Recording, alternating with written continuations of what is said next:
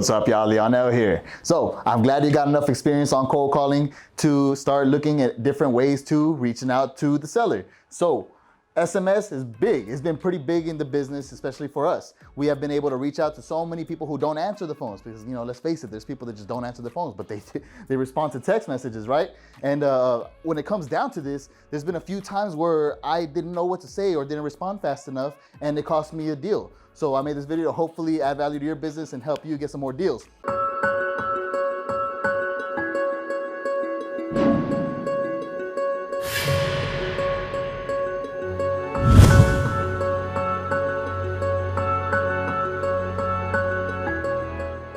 So these are SMS responses, and these are the common replies, what I'm going over. And this is how to handle them. So this is something that I teach here in Infinity because it's really important to leverage your time. Your time is the most valuable thing that you have. You don't want to spend a lot of time on a lead that's not going to produce for you, okay? You don't want to be trolled. You want to make sure that it's a lead before you go in. If not, move on to the next one so you can find another lead, You want to make some money. I want you to make some money. So let's start off with the gold. The reason why we do this, okay? What's your offer? Sure, okay, and yes. Pretty simple text message, okay? I love these, and this is how I handle it. I'm going for best time. Calculate the ARV, because I like exact numbers, okay? After you get the ARV, you're gonna calculate your offer. The way I do it, and if you're the buyer, then it's obviously whatever you buy at. If you are wholesaling, then it's whatever your investors buy at. For this example, I'm gonna use 70%.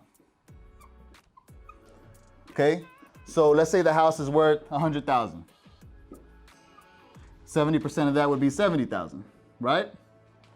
Now you get the make ready, okay, the cosmetics, okay, just what it takes to bring the property up to par. Let's say that the property is 100 square feet. 1,000. 100 square feet, that's a small house. 12 times the square footage, okay, that's how you do it, $12 per square foot. That's how we calculate make readies. So 12 times 1,000 is 12,000. So what you do is you subtract this from the 70, right? That'll be 58. So if you are the investor, that's what you're buying at. If you're wholesaling it, you gotta make some money, okay? Where's your assignment fee? I don't know how much you shoot for, 5, 10,000, but we like to at least try 10,000. The reason for this is to leave a little bit of wiggle space, a little bit of more negotiation room for you to talk with the seller and maybe come up a little bit and still make some good money. So that makes it 48. After that, I add 5, which is 53, and I subtract 5, which is 43. Okay, this is what I call the ballpark. The ballpark, okay? So this person said, yes, what's your offer?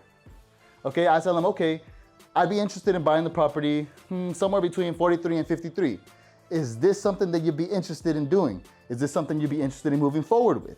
Okay, the reason I ask that is because you want to keep them in a funnel, okay? And the funnel leads to the yes, because your goal is to make an offer. So I send them the ballpark, just kind of see where they're at. Because get this, if this property is worth 100,000, the person wants 100,000, and it's a full renovation, then it's not going to work. And if they say no to the 43 to 53, when there's major repairs, which is going to obviously lower this number, then they're wasting your time. Okay, so you get them to agree to this first. If you guys are around the same area and this is something that you can pay, okay, great. When's a good time for us to get on the phone so we can talk about this? And this is where your cold calling skills come in. Okay, because you run it just like a cold call, you get the information and you calculate it like that. But this is to find out whether or not to get them on the phone or not. So now the next reply, when they extend a number. So I put 125,000. Okay, for these, you can still do the same thing. You can run your ARV, you can calculate an offer and do a ballpark. Ballpark is important because, like I said, it gives you a little bit of space and it gives them an understanding. Okay, you're probably not gonna give them the 53, but just to try to get your foot in and talk a little bit more. $1 million. Okay, it happens all the time. But hey, don't get discouraged. Sometimes their house is worth $1 million or more. Okay, and it's happened to me. It's actually happened to me. So you don't want to just like discard this, okay? You want to at least check the CAD, your county's appraisal district, to see exactly how much the property is worth according to the city before you go into calculating your ARV with the MLM, with the MLS, because you don't want to waste your time, okay? So $1 million, first check the CAD. If they're around the same price, then educate them.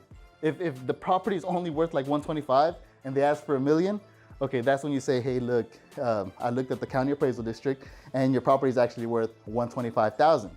So I might be willing to do around this, but I need to make sure that you're a serious seller because I am a serious buyer. And you let them know, you set the expectations, okay? And you keep the professionalism. And you're educating them. So they can check themselves on the county appraisal district what their property is worth. So they know that you're not BSing them. Then you can find out, okay, it's not a real deal, and you can move to the next one. You can keep searching for your deal. Or you bring them down, so okay, well look, I am interested, and boom. When's the best time to get them on the phone? Get them on the phone. Then we get the wrong numbers. Okay, I completely understand. It must have been a mix-up when I was looking for this owner. However, everything happens for a reason. There's a reason we're both on the phone. So, do you have any other properties? Ask them. It doesn't hurt to ask. It's already a wrong number. I'm interested in buying properties. This is what I do. Do you have any other properties? And sometimes it goes to the lead because it's happened to me. Wrong numbers have led to a deal. They'd be like, okay, look, I'm not that person. I don't know that property, but look, I'm actually trying to sell the property. Boom. So, okay, well, I'm already interested, and then you go from there. When's the best time to get you on the phone? Then we get the not interested, the no's, and the F-offs. I get them all day. It's completely fine. Never get discouraged. I like to try and convert these to bird dogs. If you know what a bird dog is, it's somebody who looks for properties to send you so you can pay them a fee. Everybody pays a bird dog different, whether it's $100, $200, $500 to $1,000. I like to say $1,000 because their eyes pop. They're like, oh, $1,000. Oh, what kind of properties do you look for?